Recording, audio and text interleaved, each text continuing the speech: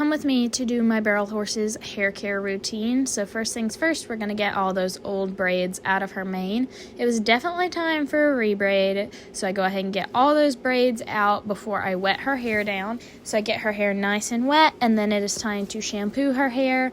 I go in with my shampoo twice. I like to use it twice, and this is just some random shampoo I have because I don't have any that I really like because it's been so cold and, we haven't been able to use the water hose to wash manes for several months. So I go ahead and rinse out her shampoo, and then I put in her conditioner. I brush through her mane with the conditioner in it, and then while that sets, I go ahead and work on her tail. You can see she popped her back here when she felt that cold water. So I go ahead and I go over her tail, get it nice and wet and ready for shampoo. Then same as her mane, I go in a shampoo, and then I spray all that shampoo out of there and go ahead and put in my conditioner, and then I'm going to brush out her tail with my conditioner in. I absolutely love to use a human hairbrush on my horse's manes and tails instead of a regular horse hairbrush. I feel like it helps their hair so much, and it's so much better for their hair.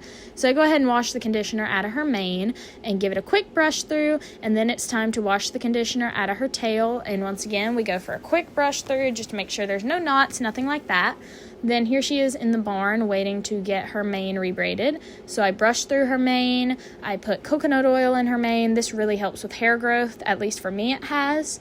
Then I brush through that coconut oil, make sure it gets nice and distributed. And then I go ahead and do the same thing with her tail. Put a lot of coconut oil in there, brush it on out.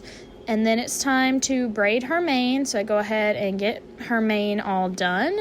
So here's her mane braided, and then I work on her tail. Her tail bag is from Hidden Teal Tail Bags. You can use code RIDEWITHSheridan10 if you want to save on a tail bag like this one or one of their many other styles.